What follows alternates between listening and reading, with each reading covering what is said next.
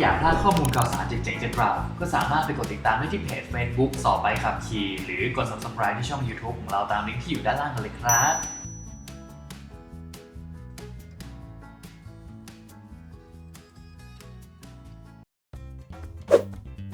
แนวข้อสอบใบขับขี่หมวดกฎหมายว่าด้วยรถยนต์วันนี้จะมีคำถามน่ารู้อะไรกันบ้างไปดูคำถามแรกกันเลยนะครับ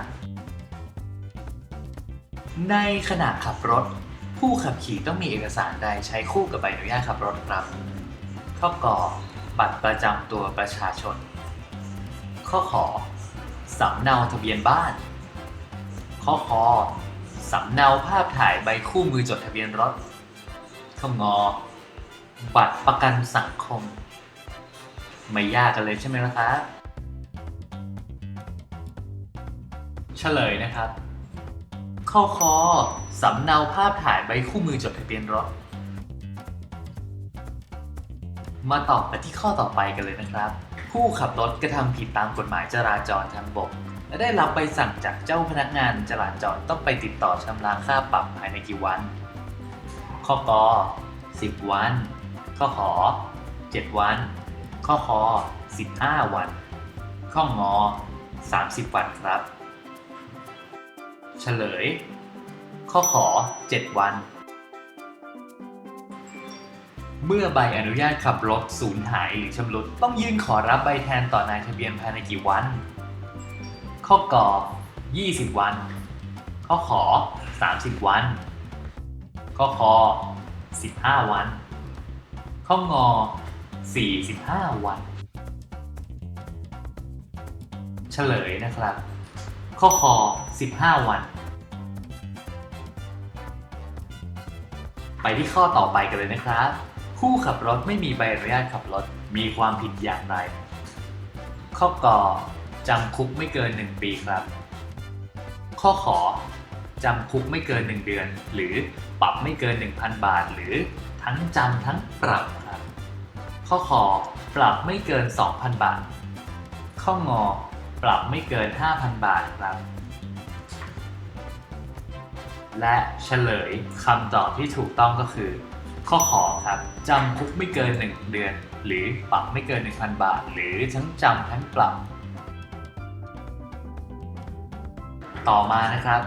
ใบอนุญาตขับรถชนิดชั่วคราวมีอายุกี่ปีครับข้อกอ2 ปีข้อขอ1 ปีข้อคอ3 ปีข้องอ4 ปีครับเฉลยนะครับข้อขอ1 ปีครับผู้ขับรถใช้ใบอนุญาตขับรถที่สิ้นอายุมีความผิดอย่างไรบ้างครับข้อกอปรับไม่เกิน 5,000 บาทข้อขอจำคุกไม่เกิน3 เดือนข้อคอปรับไม่เกิน 2,000 บาทข้องอจำคุกไม่เกิน1 เดือนครับเฉลยนะครับข้อคอปรับไม่เกิน 2,000 บาทครับไปดูกันที่ข้อต่อไปเลยนะครับรถที่ไม่เสียภาษีประจำปีภายในกำหนดจะต้องเสียเงินเพิ่มเท่าใดข้อกอ100% ต่อเดือนข้อขอ100% ต่อปีครับข้อคอ10%ต่อเดือนข้องอ20%ต่อปีครับเฉลยนะครับข้อกอ100% ต่อเดือนครับข้อต่อมาการโอนรถต้องแจ้งต่อนายทะเบียนภายในกี่วันครับข้อกอ15 วันข้อขอ45 วันข้อคอ20 วันหรือข้องอ30 วันครับเฉลยนะครับข้อกอ15 วันการเปลี่ยนสีรถต้องแจ้งต่อนายทะเบียนภายในกี่วันครับข้อกอ7 วันข้อขอ10 วันข้อคอ15 วันหรือข้องอ20 วันครับ เฉลยนะครับข้อก7 วันครับการต่ออายุใบอนุญาตขับรถส่วนบุคคลวงเล็บนะครับ5 ปีสามารถต่อก่อนล่วงหน้าได้เท่าไหร่ข้อก3 เดือนข้อขอ4 เดือนข้อคอ6 เดือนและข้องอ5 เดือนครับเฉลยนะครับข้อก3 เดือนครับมาต่อที่ข้อต่อไปกันเลยนะครับรถยนต์ที่มีอายุครบกี่ปีต้องนำไปตรวจสอบสภาพรถก่อนเสียภาษีประจำปีข้อก5 ปีข้อขอ6 ปีข้อคอ3 ปี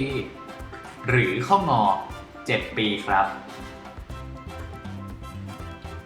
เฉลยนะครับข้องอ7 ปีครับ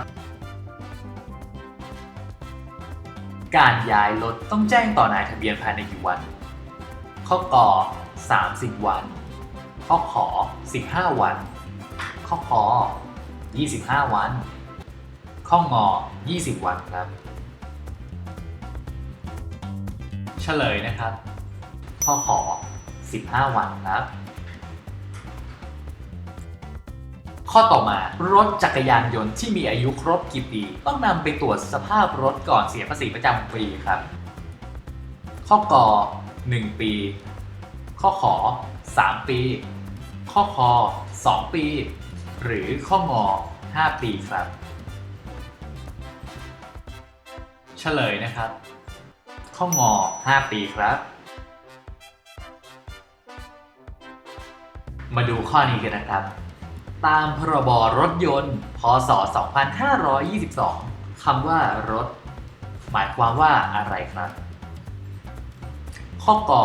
รถยนต์รถจักรยานยนต์รถพ่วงรถบนถนนรถแทรกเตอร์และรถอื่นที่กำหนดในกฎกระทรวงข้อขอรถยนต์รถจักรยานยนต์รถพ่วงข้อคอรถยนต์รถจักรยานยนต์รถพ่วงรถบนถนนรถแทรกเตอร์ข้องอรถยนต์รถจักรยานยนต์รถพ่วงและรถแทรกเตอร์ครับเฉลยนะครับข้อกครับผมรถยนต์รถจักรยานยนต์รถพ่วงรถบนถนนรถแทรกเตอร์และรถอื่นที่กำหนดในกฎกระทรวงครับข้อต่อมาตามพรบรถยนต์พ.ศ. 2522 คำว่ารถยนต์หมายความว่ายังไงครับข้อกรถสาธารณะรถยนต์บริการและรถยนต์ส่วนบุคคลรถแท็กซี่ข้อขอรถสาธารณะรถยนต์บริการและรถจักรยานยนต์ส่วนบุคคลข้อคอ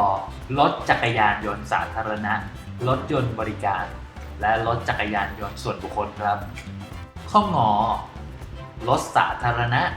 รถยนต์บริการและรถยนต์ส่วนบุคคลครับเฉลยนะครับข้องอรถสาธารณะรถยนต์บริการและรถยนต์ส่วนบุคคลครับตามพรบรถยนต์ปีพ.ศ. 2522 รถจักรยานยนต์หมายความว่าอย่างไรครับข้อก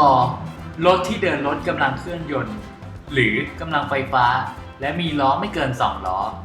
ถ้ามีถ่วงข้างมีล้ออีกไม่เกิน1 ล้อข้อขอไข่รถที่เดินรถกำลังเคลื่อนยนต์หรือกำลังไฟฟ้าและมีล้อไม่เกิน2 ล้อข้อคอควายรถที่เดินรถกำลังเครื่องยนต์มีล้อไม่เกิน2 ล้อและข้ององูรถที่เดินรถกำลังเครื่องยนต์หรือกำลังไฟฟ้าและมีรถเกิน2 ล้อครับเฉลย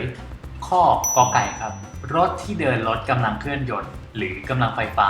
และมีล้อไม่เกิน2 ล้อถ้ามีถ่วงข้างมีล้ออีกไม่เกิน1 ล้อครับมาดูกันที่ข้อต่อมาเลยครับข้อใดไม่ใช่รถยนต์รับจ้างสาธารณะข้อกรถแท็กซี่ข้อ ข้อขอไข่รถจักรยานยนต์ส่วนบุคคล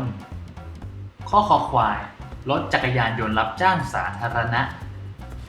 ข้ององูรถ3 ล้อรับจ้างสาธารณะเฉลยนะครับข้อขอไข่รถจักรยานยนต์ส่วนบุคคลตามพรบรถยนต์พ.ศ. 2522 รถยนต์บริการหมายความว่าอย่างไรครับข้อกอไก่รถยนต์ให้เช่าซึ่งบรรทุกคนโดยสารไม่เกิน7 คนข้อขอไข่รถยนต์บรรทุกคนโดยสารซึ่งบรรทุกคนโดยสารไม่เกิน7 คนข้อคอควายครับรถยนต์บรรทุกคนโดยสารหรือให้เช่าซึ่งบรรทุกคนโดยสารไม่เกิน7 คนครับข้ององูรถยนต์บรรทุกคนโดยสารหรือให้เช่าซึ่งบรรทุกคนโดยสารเกิน7 คนครับเฉลยข้อคอควายครับรถยนต์บรรทุกคนโดยสารหรือให้เช่าซึ่งบรรทุกคนโดยสารไม่เกิน7 คนครับข้อต่อมานะครับข้อใดคือรถยนต์ส่วนบุคคลข้อกอรถจักรยานยนต์ส่วนบุคคลข้อขอรถแท็กซี่ข้อคอรถ3 ล้อรับจ้างสาธารณะครับหรือข้องอรถยนต์ป้ายแดงเฉลยข้อกอไก่รถจักรยานยนต์ส่วนบุคคลครับรถที่นำมาใช้บนถนนต้องมีลักษณะอย่างไรครับข้อกอไก่รถที่โคมไฟหน้าไม่ติดข้อขอไข่รถที่มีเสียงดัง90 เดซิเบลข้อคอควายรถที่มีควันดำ 55% หรือข้ององูรถที่จดทะเบียนและชำระภาษีเรียบร้อยแล้วครับเฉลยนะครับข้ององูครับรถที่จดทะเบียนและชำระภาษีเรียบร้อยแล้วข้อต่อมานะครับรถที่สามารถนำมาจดทะเบียนต้องมีลักษณะอย่างไรครับข้อกอรถต้องมีอุปกรณ์ส่วนควบถูกต้องและผ่านการตรวจสภาพรถข้อขอไข่รถต้องมีอุปกรณ์ส่วนควบถูกต้องข้อคอควายรถที่ซื้อจากศูนย์จำหน่ายรถทั่วไปหรือข้ององูรถที่ผ่านการตรวจสภาพรถจากสถานตรวจสภาพรถเอกชนครับเฉลยนะครับข้อกอไก่รถต้องมีอุปกรณ์ส่วนควบถูกต้องและผ่านการตรวจสภาพรถมาถึงข้อสุดท้ายครับรถต่อไปนี้ได้รับการยกเว้นไม่ต้องจดทะเบียนคือข้อใดกอไก่ครับรถของวัดขอไข่ครับรถของมูลนิธิขอควายครับรถสำหรับเฉพาะพระองค์พระบาทสมเด็จพระเจ้าอยู่หัวงองูครับรถของผู้บัญชาการทหารสูงสุดเฉลยนะครับขอควายครับรถสำหรับเฉพาะพระองค์พระบาทสมเด็จพระเจ้าอยู่หัว